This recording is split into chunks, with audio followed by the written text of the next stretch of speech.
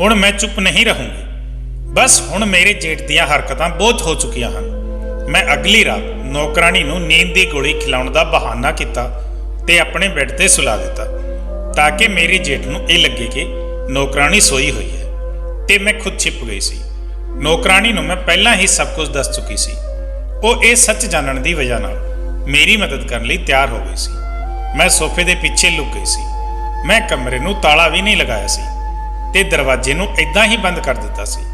ਜਦੋਂ ਰਾਤ ਦੇ 1:30 ਵਜੇ ਮੇਰਾ ਜੇਠ ਮੇਰੇ ਕਮਰੇ ਅੰਦਰ ਆਇਆ ਤੇ ਮੇਰੇ ਬੈੱਡ ਵੱਲ ਜਾਣ ਲੱਗਿਆ, ਮੈਂ ਲੁਕ ਕੇ ਉਹਨਾਂ ਨੂੰ ਦੇਖ ਰਹੀ ਸੀ। ਸ਼ਾਇਦ ਉਹ ਬੈੱਡ ਤੇ ਮੈਨੂੰ ਸੋਇਆ ਹੋਇਆ ਸਮਝ ਰਹੇ ਸੀ, ਪਰ ਬੈੱਡ ਤੇ ਤਾਂ ਨੌਕਰਾਨੀ ਸੋਈ ਹੋਈ ਸੀ ਤੇ ਮੈਂ ਲੁਕ ਕੇ ਉਹਨਾਂ ਨੂੰ ਦੇਖ ਰਹੀ ਸੀ। पर यह गल उन्होंने नहीं पता सी। जिवें ही वो मेरे बैड वल वधे, मेरा नाम अन्नू है। अज मैं तुहानूं इदां दी कहानी सुणाउणा चाहुंदी हां जिसनूं सुण के तुसीं हैरान रह जाओगे। मैं पिंड दी रहण वाली आम जही कुड़ी सी ते पिंड विच ही मेरा जन्म होया सी। मेरा सारा परिवार पिंड विच ही रहिंदा सी। साडे लोकां दी बहुत इच्छा सी कि असीं भी कदे शहर जाइए, पर शहर विच तां वड्डे लोक ही रहिंदे हन जिन्हां कोल रुपया पैसा होवे। असी लोग तां बहुत ही गरीब सी। एक दिन मेरे लिए एक चंगे मुंडे दा रिश्ता आया जो मुंडा शहर विच नौकरी करदा सी। इस रिश्ते बारे सुन के मैं बहुत खुश हो गई सी क्योंकि शहर दे लोकां नूं मैं बहुत पसंद करया करदी सी। जिस मुंडे दा रिश्ता मेरे घर आया सी वो मुंडा शहर विच काम करया करदा सी। उसदी नौकरी शहर विच ही लगी हुई सी ते वो कदे कदे पिंड आउंदा जांदा रहिंदा सी। पता चलिया कि उसदे घर विच उसदे वड्डे भरा तो इलावा कोई नहीं रहिंदा। वड्डे भरा दी पत्नी दी मौत 3 महीने पहलां ही हुई है ते उन्हां दे घर विच बहुत ज़्यादा परेशानी हो रही है। इसलिए मुंडे वाले चाहुंदे हन कि जे नूंह आ जाएगी तां घर दी देखभाल हो जाएगी। ये रिश्ता बहुत जल्दबाजी दा सी अते मेरा विआह रिश्ता तय होण दे 2 महीने बाद ही हो गया सी। मेरे पिता नूं ये रिश्ता इसलिए भी पसंद सी कि मेरे सोहरे घर विच जेठ तो इलावा कोई भी नहीं सी ते सब तो ज़्यादा मैनू ये रिश्ता पसंद आया सी क्योंकि मुंडा शहर विच नौकरी करया करदा सी। मैं पढ़ी लिखी तां नहीं सी पर मैनू पढ़न लिखण दा बहुत शौक सी। मैं चाहुंदी सी कि मेरा विआह हो जाएगा तां शायद मैनू मेरे पति तो कुछ सीखण नूं मिल जाएगा। जदों मेरा विआह हो गया तां मैं अपने पति नूं देखिया तां मैं बहुत ज़्यादा खुश हो गई सी। इदां लग रहा सी जिवें मेरी किस्मत ही खुल गई होवे। मेरे पति बहुत चंगे सी, देखण विच बहुत ही ज़्यादा सोहणे सन। वैसे मैं भी कोई बुरी नहीं सी, मैनू भी लोग पसंद करया करते सी। लोकां दा कहना सी कि तू बिल्कुल शहर दीयां कुड़ियां दी तरह लगदी है ते मैं अपना हुलिया भी कदे कदे इदां ही बना लिया करदी सी। शहर दीयां कुड़ियां वर्गे फिटिंग दे कपड़े पहनिया करदी सी, जिस गल ते मेरी मां मैनू बहुत गुस्सा करदी सी। मैनू अपने पति ते अपने सोहरा घर बहुत पसंद आया। मेरे पति ने विआह दी पहली रात ही मैनू कह दिता सी कि तू इस घर विच सब तो ज़्यादा ख्याल मेरे भरा दा रखना है। मैं तां शहर विच रहिंदा हां, इसलिए इत्थे रह के तैनूं उन्हां दे सारे काम करने हन। उन्हां नूं इस घर विच रहिंदे होए किसी चीज़ की परेशानी नहीं होनी चाहिए। जदों भाभी जिउंदी सी तां ओह घर दे सारे काम करया करदी सी ते जदों तो भाभी दी मौत हुई है उदों तो भरा बीमार पै गया है ते उन्हां तो कोई भी काम नहीं किया जाता। इसलिए असीं लोकां ने सोचा कि मेरा विआह करा दिता जाए जिस नाल मेरी पत्नी उन्हां दा भी ध्यान रखेगी ते इस घर नूं भी बना के रखेगी। मैं अपने पति दी हर गल नूं स्वीकार कर लिया सी। आखिर ये मेरा सोहरा घर सी तां मैनूं घर दे सारे काम करने ही सी। मेरे विआह नूं 2 महीने हो गए सी ते मेरे पति हर महीने विच 2-3 दिन दे लई घर दा चक्कर लगा लिया करदे सी। मेरे विआह दे 2 हफ्ते बाद ही मेरे पति शहर चले गए सी। मैं घर दे सारे काम करया करदी सी ते अपने जेठ दे भी सारे काम करया करदी सी। मेरे पति रोज़ मेरे नाल फोन ते गल करया करदे। एक दिन जदों मेरे पति पिंड आए तां कहण लगे तू घर दे बहुत काम करदी है, थक जांदी होएगी। मैं सोचा है कि क्यों ना पिंड दी ही किसी गरीब कुड़ी नूं घर दे काम करन लई रख लिया जावे, तेरी भी मदद हो जाएगी ते तैनूं उसदा साथ भी मिल जाएगा। मैं अपने पति दी इस गल नाल बहुत खुश हो गई सी। उन्हां नूं मेरी चिंता सी, इसलिए मैं उन्हां दी इस गल ते राजी हो गई सी। मेरे पति ने घर विच एक कम वाले रख दिती। वो जवान कुड़ी सी, उसका नाम अंजू सी। हुण घर विच असीं 3 लोग ही रहन लगे सी।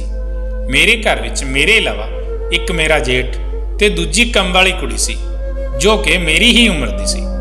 ਕੁਝ ਦੇਰ ਘਰ ਵਿੱਚ ਰੁਕਣ ਦੇ ਬਾਅਦ ਮੇਰੇ ਪਤੀ ਫਿਰ ਤੋਂ ਸ਼ਹਿਰ ਵਾਪਸ ਚਲੇ ਗਏ ਸੀ। ਪਹਿਲਾਂ ਤਾਂ ਮੈਨੂੰ ਘਰ ਵਿੱਚ ਬਹੁਤ ਇਕੱਲਾਪਨ ਮਹਿਸੂਸ ਹੁੰਦਾ ਸੀ, ਪਰ ਹੁਣ ਜਦੋਂ ਤੋਂ ਅੰਜੂ ਘਰ ਵਿੱਚ ਆਈ ਸੀ ਮੈਨੂੰ ਬਹੁਤ ਚੰਗਾ ਮਹਿਸੂਸ ਹੋਣ ਲੱਗਿਆ ਸੀ। ਹੁਣ ਮੇਰੇ ਪਤੀ ਨੂੰ ਗਏ ਹੋਏ 15 ਦਿਨ ਗੁਜ਼ਰ ਚੁੱਕੇ ਸੀ, ਪਰ ਪਿਛਲੇ 10 ਦਿਨਾਂ ਵਿੱਚ ਮੈਂ ਇਹ ਗੱਲ ਨੋਟਿਸ ਕਰ ਲਈ ਸੀ ਕਿ ਜਦੋਂ ਮੈਂ ਰਾਤ ਨੂੰ ਸੋ ਜਾਂਦੀ ਸੀ ਤਾਂ ਮੇਰੇ ਪੈਰ ਤੇ ਕਾਲੀ ਸ਼ਾਈ ਦੇ ਨਿਸ਼ਾਨ ਬਣ ਜਾਂਦੇ ਸੀ ਤੇ ਨਿਸ਼ਾਨ ਬੜੇ ਅਜੀਬ ਜਿਹੇ ਹੁੰਦੇ ਸੀ। ਲਗਾਤਾਰ 10 ਦਿਨ ਤੋਂ ਮੈਂ ਇਹ ਨਿਸ਼ਾਨ ਦੇਖ ਰਹੀ ਸੀ। ਕੌਣ ਸੀ ਜੋ ਰਾਤ ਨੂੰ ਇਹ ਨਿਸ਼ਾਨ ਮੇਰੇ ਪੈਰਾਂ ਤੇ ਲਗਾਉਂਦਾ ਸੀ ਤੇ ਜਦੋਂ ਮੈਂ ਨਹਾਉਂਦੀ ਸੀ ਉਦੋਂ ਹੀ ਉਹ ਨਿਸ਼ਾਨ ਮੇਰੇ ਪੈਰਾਂ ਤੋਂ ਖਤਮ ਹੁੰਦੇ ਸੀ। ਪਹਿਲੀ ਵਾਰ ਜਦੋਂ ਮੈਂ ਇਹ ਨਿਸ਼ਾਨ ਦੇਖੇ ਸੀ ਤਾਂ ਸੋਚਿਆ ਕਿ ਸ਼ਾਇਦ ਕਿਸੇ ਥਾਂ ਤੋਂ ਲੱਗ ਗਏ ਹੋਣ, ਪਰ ਹੁਣ ਹਰ ਰੋਜ਼ ਇਹ ਨਿਸ਼ਾਨ ਮੇਰੇ ਪੈਰਾਂ ਤੇ ਆਉਣ ਲੱਗੇ ਸੀ। ਹੁਣ ਤਾਂ ਮੈਨੂੰ ਕੁਝ ਸ਼ੱਕ ਜਿਹਾ ਹੋਣ ਲੱਗਿਆ ਸੀ, ਪਰ ਮੈਂ ਸ਼ੱਕ ਕਰਦੀ ਵੀ ਤਾਂ ਕਿਸ ਤੇ। ਮੇਰੇ ਘਰ ਵਿੱਚ ਮੇਰੇ ਇਲਾਵਾ ਬਸ 2 ਹੀ ਲੋਕ ਸੀ, ਪਰ ਮੈਂ ਜ਼ਿਆਦਾ ਇਸ ਗੱਲ ਤੇ ਧਿਆਨ ਨਹੀਂ ਦਿੱਤਾ ਸੀ ਤੇ ਨਜ਼ਰਅੰਦਾਜ਼ ਕਰਨ ਦੀ ਕੋਸ਼ਿਸ਼ ਕੀਤੀ ਕਿ ਮੇਰੇ ਪੈਰਾਂ ਤੇ ਕਾਲੇ ਨਿਸ਼ਾਨ ਹੋਣਾ ਕੋਈ ਵੱਡੀ ਗੱਲ ਨਹੀਂ ਹੈ। ਹੋ ਸਕਦਾ ਹੈ ਮੈਂ ਨੰਗੇ ਪੈਰ ਘੁੰਮਦੀ ਹਾਂ, ਸ਼ਾਇਦ ਜ਼ਮੀਨ ਤੋਂ ਹੀ ਮੇਰੇ ਪੈਰਾਂ ਤੇ ਨਿਸ਼ਾਨ ਲੱਗ ਜਾਂਦੇ ਹਨ। ਇੱਕ ਦਿਨ ਫੋਨ ਤੇ ਮੇਰੇ ਪਤੀ ਕਹਿਣ ਲੱਗੇ ਕਿ ਮੈਂ ਤੈਨੂੰ ਜਲਦੀ ਹੀ ਆਪਣੇ ਕੋਲ ਬੁਲਾਉਣ ਦੀ ਸੋਚ ਰਿਹਾ ਹਾਂ। ਮੈਂ ਆਪਣੇ ਪਤੀ ਦੀ ਇਹ ਗੱਲ ਸੁਣ ਕੇ ਉਦਾਸ ਹੋ ਗਈ, ਬਲਕਿ ਮੈਨੂੰ ਇਸ ਗੱਲ ਤੋਂ ਖੁਸ਼ ਹੋਣਾ ਚਾਹੀਦਾ ਸੀ। ਮੇਰੇ ਪਤੀ ਨੇ ਮੇਰੇ ਲਈ ਇੰਨਾ ਕੁਝ ਕੀਤਾ ਸੀ। ਘਰ ਵਿੱਚ ਨੌਕਰਾਣੀ ਵੀ ਰੱਖ ਦਿੱਤੀ ਸੀ ਜੋ ਦਿਨ ਰਾਤ ਮੇਰੀ ਸੇਵਾ ਵਿੱਚ ਘਰ ਵਿੱਚ ਹੀ ਰਹਿੰਦੀ ਸੀ, ਤੇ ਮੇਰੇ ਪਤੀ ਦੇ ਭਰਾ ਜੋ ਘਰ ਵਿੱਚ ਸੀ ਉਹਨਾਂ ਦਾ ਖਿਆਲ ਕੌਣ ਰੱਖਦਾ। ਦੁਨੀਆ ਵਾਲੇ ਦੇਖਣਗੇ ਤਾਂ ਇਹੀ ਕਹਿਣਗੇ ਕਿ ਜੇਠ ਨੂੰ ਛੱਡ ਕੇ ਭਾਈ ਵੀ ਸ਼ਹਿਰ ਵਿੱਚ ਰਹਿੰਦਾ ਹੈ ਤੇ ਹੁਣ ਤਾਂ ਆਪਣੀ ਪਤਨੀ ਨੂੰ ਵੀ ਲੈ ਗਿਆ ਹੈ। ਇਹ ਸਭ ਗੱਲਾਂ ਮੈਂ ਆਪਣੇ ਪਤੀ ਨੂੰ ਦੱਸੀਆਂ ਤਾਂ ਉਹ ਵੀ ਕਹਿਣ ਲੱਗੇ ਕਿ ਤੂੰ ਠੀਕ ਕਹਿ ਰਹੀ ਹੈ, ਤੂੰ ਬਹੁਤ ਸਮਝਦਾਰ ਹੈ, ਤੇਰੇ ਵਰਗੀ ਪਤਨੀ ਪਾ ਕੇ ਮੈਂ ਬਹੁਤ ਜ਼ਿਆਦਾ ਖੁਸ਼ ਹਾਂ। ਆਪਣੇ ਪਤੀ ਦੀ ਇਹ ਗੱਲ ਸੁਣ ਕੇ ਮੈਂ ਬਹੁਤ ਖੁਸ਼ ਹੋ ਗਈ ਸੀ, ਪਰ ਮੈਂ ਸ਼ਹਿਰ ਜਾਣਾ ਚਾਹੁੰਦੀ ਸੀ, ਪਰ ਮੈਂ ਇਸ ਇੱਛਾ ਨੂੰ ਆਪਣੇ ਦਿਲ ਵਿੱਚ ਹੀ ਦਬਾ ਦਿੱਤਾ ਸੀ। ਅੰਜੂ ਸਾਡੇ ਘਰ ਦੇ ਸਾਰੇ ਕੰਮ ਕਰਿਆ ਕਰਦੀ ਸੀ ਤੇ ਰਾਤ ਨੂੰ ਉਹ ਮੇਰੇ ਨਾਲ ਮੇਰੇ ਕਮਰੇ ਵਿੱਚ ਹੀ ਸੋ ਜਾਂਦੀ ਸੀ। ਪਹਿਲਾਂ ਤਾਂ ਮੇਰੇ ਜੇਠ ਜ਼ਿਆਦਾਤਰ ਸਮਾਂ ਆਪਣੇ ਕਮਰੇ ਵਿੱਚ ਹੀ ਗੁਜ਼ਾਰਦੇ ਸੀ ਜਾਂ ਫਿਰ ਹਾਲ ਵਿੱਚ ਟੀਵੀ ਦੇਖ ਕੇ, ਪਰ ਹਾਲ ਵਿੱਚ ਉਹ ਉਦੋਂ ਹੀ ਆਉਂਦੇ ਸੀ ਜਦੋਂ ਉਹਨਾਂ ਨੂੰ ਨਾਸ਼ਤਾ ਜਾਂ ਖਾਣ ਦੀ ਜ਼ਰੂਰਤ ਹੁੰਦੀ ਸੀ। ਮੇਰੇ ਜੇਠ ਇੱਕ ਬਹੁਤ ਹੀ ਅਲੱਗ ਕਿਸਮ ਦੇ ਇਨਸਾਨ ਸੀ। ਖਾਣਾ ਖਾਣ ਤੋਂ ਪਹਿਲਾਂ ਹੱਥ ਧੋਂਦੇ ਸੀ ਤਾਂ 15 ਮਿੰਟ ਤੱਕ ਆਪਣੇ ਹੱਥ ਧੋਂਦੇ ਹੀ ਰਹਿੰਦੇ ਸੀ, ਫਿਰ ਵਾਰ-ਵਾਰ ਆਪਣੇ ਹੱਥਾਂ ਨੂੰ ਸੁੰਘਦੇ ਰਹਿੰਦੇ ਸੀ ਤੇ ਕਹਿੰਦੇ ਸੀ ਪਤਾ ਨਹੀਂ ਕਿਹੜਾ ਹੱਥ ਠੀਕ ਤਰ੍ਹਾਂ ਨਾਲ ਸਾਫ਼ ਹੋਇਆ ਹੈ ਤੇ ਕਿਹੜਾ ਨਹੀਂ। ਉਹ ਅਜੀਬ-ਅਜੀਬ ਜਿਹੀਆਂ ਗੱਲਾਂ ਕਰਦੇ ਸੀ। ਉਹ ਮੇਰੇ ਨਾਲ ਜ਼ਿਆਦਾ ਗੱਲ ਨਹੀਂ ਕਰਦੇ ਸੀ, ਬਸ ਕੋਈ ਕੰਮ ਹੁੰਦਾ ਸੀ ਤਾਂ ਬੁਲਾ ਲਿਆ ਕਰਦੇ ਸੀ, ਨਹੀਂ ਤਾਂ ਆਵਾਜ਼ ਦਿੰਦੇ ਸੀ। ਮੈਂ ਪੂਰਾ ਦਿਨ ਉਸ ਨੌਕਰਾਣੀ ਅੰਜੂ ਨਾਲ ਘਰ ਦੇ ਸਾਰੇ ਕੰਮ ਕਰਵਾਇਆ ਕਰਦੀ ਸੀ ਤੇ ਨਾਲ-ਨਾਲ ਗੱਲਾਂ ਵੀ ਕਰਦੀ ਸੀ। ਸ਼ੁਰੂ ਦੇ 2 ਮਹੀਨੇ ਤਾਂ ਐਦਾਂ ਹੀ ਗੁਜ਼ਰ ਗਏ ਸੀ। ਮੇਰੇ ਪਤੀ ਰੋਹਨ ਦਾ ਵੀ ਹਰ ਦੂਜੇ ਤੀਜੇ ਦਿਨ ਮੈਨੂੰ ਫੋਨ ਆਉਂਦਾ ਰਹਿੰਦਾ ਸੀ। ਮੈਂ ਹਰ ਵਾਰ ਉਹਨਾਂ ਨੂੰ ਉਹਨਾਂ ਬਾਰੇ ਪੁੱਛਦੀ ਰਹਿੰਦੀ ਸੀ ਤੇ ਕਹਿੰਦੀ ਸੀ ਤੁਸੀਂ ਵੀ ਘਰ ਆ ਜਾਓ, ਤੁਹਾਡੇ ਬਿਨਾਂ ਮੇਰਾ ਘਰ ਵਿੱਚ ਦਿਲ ਨਹੀਂ ਲੱਗਦਾ। ਉਹ ਮੈਨੂੰ ਤਸੱਲੀ ਦਿੰਦੇ ਕਿ ਮੈਂ ਜਲਦੀ ਹੀ ਘਰ ਆਊਂਗਾ।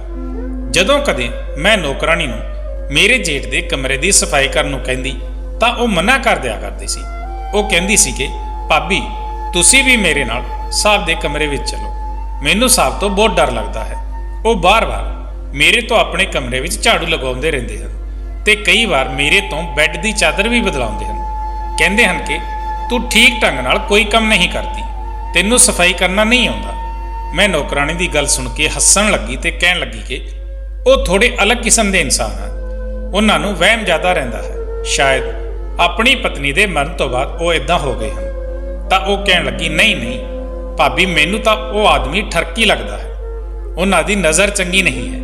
ਕੀ ਤੁਹਾਨੂੰ ਪਤਾ ਹੈ ਕੱਲ ਮੈਨੂੰ ਕਹਿਣ ਲੱਗੇ ਇੰਨੀ ਗਰਮੀ ਹੈ ਮੇਰੇ ਕਮਰੇ ਵਿੱਚ, ਮੈਂ ਨਹਾਉਣ ਜਾ ਰਿਹਾ ਹਾਂ, ਤੂੰ ਚਾਹੇ ਤਾਂ ਆਪਣਾ ਦੁਪੱਟਾ ਉਤਾਰ ਕੇ ਕਮਰੇ ਦੀ ਸਫਾਈ ਕਰ ਸਕਦੀ ਹੈ। ਮੈਨੂੰ ਭਰਾ ਦੀ ਇਹ ਗੱਲ ਤਾਂ ਬਹੁਤ ਅਜੀਬ ਲੱਗੀ ਸੀ ਜੋ ਮੈਨੂੰ ਅੰਜੂ ਦੱਸ ਰਹੀ ਸੀ। ਮੈਂ ਉਸ ਨੂੰ ਤਾਂ ਇਹ ਕਹਿ ਕੇ ਟਾਲ ਦਿੱਤਾ ਕਿ ਤੈਨੂੰ ਕੁੜੀ ਸਮਝ ਕੇ ਤੇਰਾ ਅਹਿਸਾਸ ਕਰ ਲਿਆ ਹੋਵੇਗਾ। ਉਹ ਕਹਿਣ ਲੱਗੀ ਜਾਣ ਵੀ ਦਿਓ ਭਾਬੀ, ਅਸੀਂ ਸਾਰੀ ਜ਼ਿੰਦਗੀ ਤਰ੍ਹਾਂ-ਤਰ੍ਹਾਂ ਦੇ ਲੋਕਾਂ ਦੇ ਘਰਾਂ ਵਿੱਚ ਕੰਮ ਕੀਤਾ ਹੈ, ਸਭ ਦੀਆਂ ਨਜ਼ਰਾਂ ਨੂੰ ਚੰਗੀ ਤਰ੍ਹਾਂ ਜਾਣਦੇ ਹਾਂ। ਇਹ ਕਹਿ ਕੇ ਉਹ ਰਸੋਈ ਵਿੱਚ ਕੰਮ ਕਰਨ ਦੇ ਲਈ ਚਲੀ ਗਈ। ਮੈਂ ਉਸ ਗੱਲ ਨੂੰ ਭੁਲਾ ਦਿੱਤਾ, ਪਰ ਹੁਣ ਜੋ ਮੇਰੇ ਨਾਲ ਹੋ ਰਿਹਾ ਸੀ ਉਹ ਬਹੁਤ ਹੀ ਅਜੀਬੋ-ਗਰੀਬ ਸੀ। ਆਖਰ ਕੌਣ ਸੀ ਜੋ ਕਾਲਾ ਰੰਗ ਮੇਰੇ ਪੈਰਾਂ ਤੇ ਲਗਾਉਂਦਾ ਸੀ? ਰੋਜ਼ ਰਾਤ ਨੂੰ ਜਦੋਂ ਮੈਂ ਸੋ ਜਾਂਦੀ ਤੇ ਸਵੇਰੇ ਉੱਠ ਕੇ ਆਪਣੇ ਪੈਰ ਦੇਖਦੀ ਤਾਂ ਮੇਰੇ ਪੈਰਾਂ ਤੇ ਕਾਲੇ ਕਾਲੇ ਨਿਸ਼ਾਨ ਹੁੰਦੇ ਸੀ ਤੇ ਮੈਨੂੰ ਪਤਾ ਵੀ ਨਹੀਂ ਚੱਲਦਾ ਸੀ। ਰਾਤ ਨੂੰ ਮੈਂ ਦੇਰ ਤੱਕ ਜਾਗਦੀ ਰਹਿੰਦੀ ਸੀ। ਮੇਰੀ ਕੰਮ ਕਰਨ ਵਾਲੀ ਰੋਕਰਾਣੀ ਮੇਰੇ ਹੀ ਕਮਰੇ ਵਿੱਚ ਜ਼ਮੀਨ ਤੇ ਬਿਸਤਰ ਲਗਾ ਕੇ ਸੋ ਜਾਂਦੀ ਸੀ। ਮੈਂ ਰਾਤ ਦੇ 3 ਵਜੇ ਤੱਕ ਫੋਨ ਵਿੱਚ ਮੂਵੀ ਦੇਖਦੀ ਰਹੀ ਸੀ ਤੇ ਥੋੜੀ ਦੇਰ ਬਾਅਦ ਹੀ ਮੈਨੂੰ ਨੀਂਦ ਆ ਗਈ। ਸਾਰਾ ਦਿਨ ਘਰ ਦੇ ਕੰਮ ਵਿੱਚ ਲੱਗ ਕੇ ਮੈਂ ਪੂਰੀ ਰਾਤ ਜਾਗ ਨਹੀਂ ਪਾਉਂਦੀ ਸੀ। ਇੱਕ ਵਾਰ ਜਦੋਂ ਮੈਂ ਆਪਣੇ ਜੇਠ ਦੇ ਕਮਰੇ ਵਿੱਚ ਉਹਨਾਂ ਨੂੰ ਚਾਹ ਦੇਣ ਗਈ ਤਾਂ ਮੇਰੇ ਹੋਸ਼ ਹੀ ਉੱਡ ਗਏ।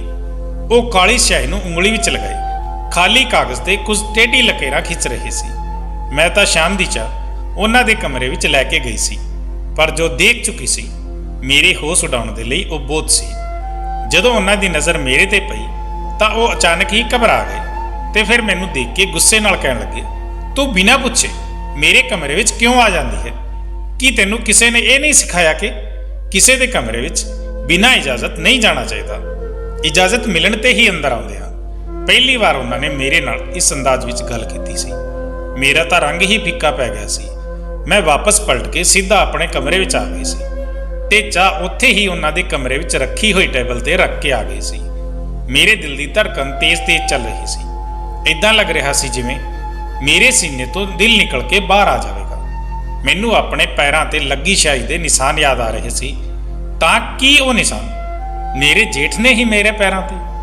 ਨਹੀਂ, ਇਹ ਖਿਆਲ ਮੇਰੇ ਦਿਮਾਗ ਵਿੱਚ ਆਉਂਦੇ ਹੀ ਮੇਰਾ ਸਰੀਰ ਕੰਬਣ ਲੱਗਿਆ ਸੀ। ਇਹ ਅਜੀਬ ਜਿਹੀ ਗੱਲ ਸੀ। ਪਹਿਲਾਂ ਤਾਂ ਮੈਂ ਦਿਲ ਹੀ ਦਿਲ ਵਿੱਚ ਇਸ ਗੱਲ ਨੂੰ ਇਨਕਾਰ ਕਰ ਰਹੀ ਸੀ ਕਿ ਮੇਰੇ ਜੇਠ ਮੇਰੇ ਸਹੁਰੇ ਸਮਾਨ ਹਨ। ਉਹ ਉਮਰ ਵਿੱਚ ਮੇਰੇ ਪਤੀ ਤੋਂ ਵੱਡੇ ਹਨ।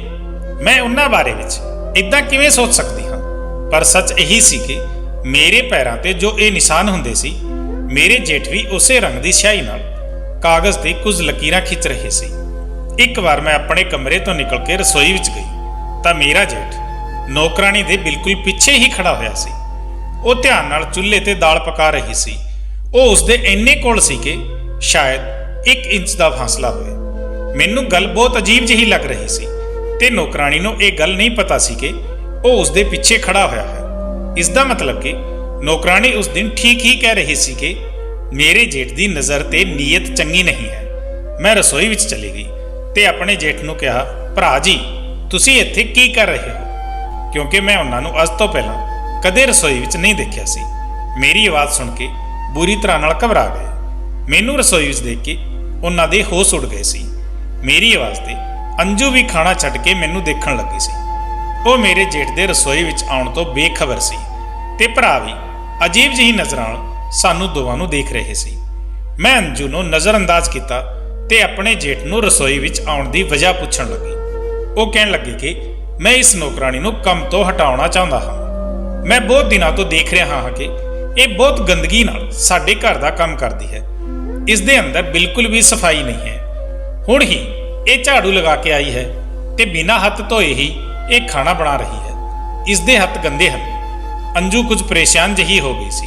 ਕਹਿਣ ਲੱਗੀ, ਸਾਹਿਬ ਤੁਸੀਂ ਕਿਉਂ ਝੂਠ ਬੋਲ ਰਹੇ ਹੋ?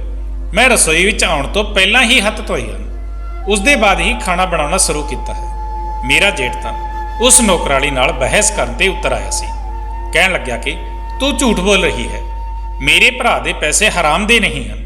ਜੋ ਮੈਂ ਤੈਨੂੰ ਤਨਖਾਹ ਵੀ ਦੇਵਾਂ ਤੇ ਤੂੰ ਗੰਦੇ ਹੱਥਾਂ ਨਾਲ ਘਰ ਦਾ ਖਾਣਾ ਬਣਾ ਰਹੀ ਹੈ। ਤੂੰ ਆਪਣੇ ਗੰਦੇ ਹੱਥਾਂ ਨਾਲ ਬਣਿਆ ਹੋਇਆ ਖਾਣਾ ਸਾਨੂੰ ਖਿਲਾ ਕੇ ਬਿਮਾਰ ਕਰਨਾ ਚਾਹੁੰਦੀ ਹੈ। ਚੰਗਾ ਹੋਇਆ ਜੋ ਮੈਂ ਅੱਜ ਆਪਣੀਆਂ ਅੱਖਾਂ ਨਾਲ ਦੇਖ ਲਿਆ, ਨਹੀਂ ਤਾਂ ਪਤਾ ਨਹੀਂ ਤੂੰ ਕਦੋਂ ਤੋਂ ਸਾਨੂੰ ਆਪਣੇ ਗੰਦੇ ਹੱਥਾਂ ਦਾ ਬਣਿਆ ਹੋਇਆ ਖਾਣਾ ਖਿਲਾ ਰਹੀ ਹੈ। ਉਹ ਨੌਕਰਾਣੀ ਅੰਜੂ ਨਾਲ ਬੁਰੀ ਤਰ੍ਹਾਂ ਨਾਲ ਰਸੋਈ ਵਿੱਚ ਖੜੇ ਹੋਏ ਬਹਿਸ ਕਰ ਰਹੇ ਸੀ। ਮੈਂ ਉਹਨਾਂ ਨੂੰ ਬਹੁਤ ਸਮਝਾਉਣ ਦੀ ਕੋਸ਼ਿਸ਼ ਕੀਤੀ ਤੇ ਕਿਹਾ ਕਿ ਤੁਸੀਂ ਰਸੋਈ ਤੋਂ ਬਾਹਰ ਚਲੇ ਜਾਓ, ਮੈਂ ਖੁਦ ਨੌਕਰਾਣੀ ਨਾਲ ਗੱਲ ਕਰ ਲੂੰਗੀ। ਪਰ ਉਹ ਮੇਰੇ ਤੇ ਵੀ ਗੁੱਸਾ ਕਰਨ ਲੱਗੇ। ਕਹਿਣ ਲੱਗੇ, ਤੇਰੀ ਹੀ ਲਾਪਰਵਾਹੀ ਦਾ ਨਤੀਜਾ ਹੈ, ਨਹੀਂ ਤਾਂ ਮੈਂ ਇਸ ਨੌਕਰਾਣੀ ਨੂੰ 2 ਦਿਨਾਂ ਵਿੱਚ ਹੀ ਸਿੱਧਾ ਕਰ ਦੇਵਾਂ। ਮੇਰਾ ਭਰਾ ਪ੍ਰਦੇਸ਼ ਵਿੱਚ ਪਤਾ ਨਹੀਂ ਕਿਵੇਂ ਆਪਣਾ ਗੁਜ਼ਾਰਾ ਕਰਕੇ ਘਰ ਵਿੱਚ ਪੈਸੇ ਭੇਜਦਾ ਹੈ ਤੇ ਇਹ ਕੁੜੀ ਸਾਨੂੰ ਆਪਣੇ ਗੰਦੇ ਹੱਥਾਂ ਨਾਲ ਖਾਣਾ ਦਿੰਦੀ ਹੈ। ਅੱਜ ਤੋਂ ਤੂੰ ਹੀ ਖਾਣਾ ਬਣਾਇਆ ਕਰੇਗੀ। ਇਸ ਕੁੜੀ ਦੇ ਹੱਥ ਦਾ ਬਣਿਆ ਹੋਇਆ ਖਾਣਾ ਮੈਂ ਨਹੀਂ ਖਾਊਂਗਾ। ਜੇ ਮੈਂ ਇਸ ਨੂੰ ਖਾਣਾ ਬਣਾਉਂਦੇ ਹੋਏ ਦੇਖ ਲਿਆ ਤਾਂ ਮੈਂ ਇਸ ਨੂੰ ਧੱਕੇ ਮਾਰ ਕੇ ਘਰ ਤੋਂ ਬਾਹਰ ਕੱਢ ਦੂੰਗਾ। ਗੁੱਸੇ ਵਿੱਚ ਇਹ ਕਹਿੰਦੇ ਹੋਏ ਉਹ ਰਸੋਈ ਤੋਂ ਨਿਕਲ ਗਏ।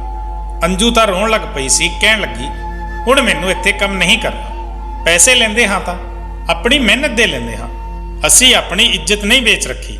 ਸਾਹਿਬ ਨੇ ਇੰਨੀ ਸਾਰੀ ਗੱਲ ਸੁਣਾ ਦਿੱਤੀ। ਮੈਨੂੰ ਤਾਂ ਪਹਿਲਾਂ ਤੋਂ ਹੀ ਸਾਹਿਬ ਦੀ ਨਜ਼ਰ ਚੰਗੀ ਨਹੀਂ ਲੱਗਦੀ ਹੈ, ਪਰ ਸਿਰਫ ਪੈਸਿਆਂ ਦੀ ਖਾਤਰ ਮੈਂ ਇੱਥੇ ਕੰਮ ਕਰ ਰਹੀ ਹਾਂ। ਉਹ ਖੂਬ ਰੋਏ ਜਾ ਰਹੀ ਸੀ ਤੇ ਗੁੱਸੇ ਵਿੱਚ ਉਹ ਆਪਣਾ ਕੰਮ ਛੱਡਣ ਨੂੰ ਤਿਆਰ ਬੈਠੀ ਸੀ। ਮੈਂ ਉਸ ਨੂੰ ਆਪਣੇ ਗਲ ਲਾ ਕੇ ਚੁੱਪ ਕਰਵਾਇਆ, ਕਿਉਂਕਿ ਮੈਂ ਵੀ ਜੇਠ ਨਾਲ ਇਕੱਲੀ ਇਸ ਘਰ ਵਿੱਚ ਨਹੀਂ ਰਹਿਣਾ ਚਾਹੁੰਦੀ ਸੀ। ਮੈਨੂੰ ਇਹ ਹੌਸਲਾ ਸੀ ਕਿ ਇੱਕ ਔਰਤ ਹੈ ਇਸ ਘਰ ਵਿੱਚ ਜੋ ਮੇਰੇ ਨਾਲ ਰਹਿੰਦੀ ਹੈ। ਹੁਣ ਤੱਕ ਤਾਂ ਮੈਂ ਇੱਕ ਪਰੇਸ਼ਾਨੀ ਤੋਂ ਵੀ ਨਹੀਂ ਨਿਕਲ ਪਾਈ ਸੀ ਕਿ ਮੇਰੇ ਪੈਰਾਂ ਤੇ ਕਾਲੇ ਨਿਸ਼ਾਨ ਕਿੱਥੋਂ ਆਉਂਦੇ ਹਨ, ਤੇ ਫਿਰ ਨੌਕਰਾਣੀ ਦੇ ਹੁੰਦੇ ਹੋਏ ਵੀ ਉਹ ਮੇਰੇ ਕਮਰੇ ਵਿੱਚ ਕਿਵੇਂ ਆ ਸਕਦੇ ਹਨ। ਮੈਂ ਅੰਜੂ ਨੂੰ ਕਿਹਾ, ਤੂੰ ਖਾਣੇ ਨੂੰ ਹੱਥ ਨਾ ਲਗਾਇਆ ਕਰ, ਖਾਣਾ ਮੈਂ ਖੁਦ ਤਿਆਰ ਕਰ ਲਵਾਂਗੀ, ਤੂੰ ਕੋਈ ਹੋਰ ਕੰਮ ਦੇਖ ਲੈ, ਪਰ ਤੂੰ ਇਸ ਘਰ ਦੇ ਕੰਮ ਨੂੰ ਛੱਡ ਕੇ ਨਾ ਜਾ। ਮੈਂ ਬਹੁਤ ਮੁਸ਼ਕਿਲ ਨਾਲ ਨੌਕਰਾਣੀ ਨੂੰ ਰਾਜ਼ੀ ਕਰਕੇ ਰਸੋਈ ਤੋਂ ਬਾਹਰ ਭੇਜਿਆ। ਉਦੋਂ ਹਾਲ ਵਿੱਚ ਮੇਰਾ ਜੇਠ ਮੇਰੇ ਪਤੀ ਨਾਲ ਫੋਨ ਤੇ ਬਹਿਸ ਕਰ ਰਿਹਾ ਸੀ ਕਿ ਉਹ ਨੌਕਰਾਣੀ ਘਰ ਤੋਂ ਬਾਹਰ ਨਿਕਲ ਜਾਣੀ ਚਾਹੀਦੀ ਹੈ, ਨਹੀਂ ਤਾਂ ਮੈਂ ਖੁਦ ਉਸ ਨੂੰ ਧੱਕੇ ਦੇ ਕੇ ਘਰ ਤੋਂ ਬਾਹਰ ਕੱਢ ਦੂੰਗਾ। ਮੈਂ ਵੀ ਸੋਚ ਲਿਆ ਸੀ ਕਿ ਜੇ ਮੇਰੇ ਜੇਠ ਨੇ ਅੰਜੂ ਨੂੰ ਘਰ ਤੋਂ ਬਾਹਰ ਕੱਢ ਦਿੱਤਾ ਤਾਂ ਮੈਂ ਵੀ ਆਪਣੇ ਪਤੀ ਨੂੰ ਸਾਫ਼-ਸਾਫ਼ ਕਹਿ ਦਊਂਗੀ ਕਿ ਜੇ ਨੌਕਰਾਣੀ ਘਰ ਵਿੱਚ ਨਹੀਂ ਰਹੇਗੀ ਤਾਂ ਮੈਂ ਵੀ ਇਸ ਘਰ ਵਿੱਚ ਆਪਣੇ ਜੇਠ ਨਾਲ ਇਕੱਲੇ ਨਹੀਂ ਰਹੂੰਗੀ। ਜਾਂ ਤਾਂ ਮੈਂ ਆਪਣੇ ਪੇਕੇ ਚਲੀ ਜਾਊਂਗੀ ਜਾਂ ਫਿਰ ਮੇਰੇ ਪਤੀ ਮੈਨੂੰ ਆਪਣੇ ਨਾਲ ਸ਼ਹਿਰ ਲੈ ਕੇ ਚਲੇ ਜਾਣ। ਭਰਾ ਨੂੰ ਜੇ ਅੰਜੂ ਦੇ ਬਣੇ ਖਾਣੇ ਨਾਲ ਪਰੇਸ਼ਾਨੀ ਹੈ ਤਾਂ ਖਾਣਾ ਮੈਂ ਬਣਾ ਦਿਆ ਕਰੂੰਗੀ। ਮੇਰੇ ਪਤੀ ਨੇ ਪਤਾ ਨਹੀਂ ਆਪਣੇ ਵੱਡੇ ਭਰਾ ਨੂੰ ਕਿਸ ਤਰ੍ਹਾਂ ਨਾਲ ਸਮਝਾਇਆ ਸੀ, ਕਿਉਂਕਿ ਹੁਣ ਉਹ ਮੇਰੇ ਪਤੀ ਨਾਲ ਅੰਜੂ ਬਾਰੇ ਕਿਸੇ ਤਰ੍ਹਾਂ ਦੀ ਕੋਈ ਗੱਲ ਨਹੀਂ ਕਰਦਾ ਸੀ। ਮੈਂ ਖੁਦ ਹੀ ਰਸੋਈ ਵਿੱਚ ਖੜੇ ਹੋ ਕੇ ਖਾਣਾ ਬਣਾਉਣ ਲੱਗੀ ਸੀ ਤੇ ਆਪਣੇ ਹੱਥਾਂ ਨਾਲ ਹੀ ਖਾਣਾ ਲੈ ਕੇ ਆਪਣੇ ਜੇਠ ਦੇ ਸਾਹਮਣੇ ਲੈ ਕੇ ਜਾਂਦੀ ਸੀ। ਹੁਣ ਮੈਂ ਕੁਝ ਦੇਰ ਆਰਾਮ ਕਰ ਲਈ ਆਪਣੇ ਕਮਰੇ ਵਿੱਚ ਜਾ ਰਹੀ ਸੀ ਕਿ ਅਚਾਨਕ ਉਹ ਮੈਨੂੰ ਕਹਿਣ ਲੱਗੇ ਕਿ ਅੱਜ ਤੋਂ ਬਾਅਦ ਮੈਨੂੰ ਇਹ ਨੌਕਰਾਣੀ ਮੇਰੇ ਕਮਰੇ ਵੱਲ ਨਜ਼ਰ ਨਹੀਂ ਆਉਣੀ ਚਾਹੀਦੀ।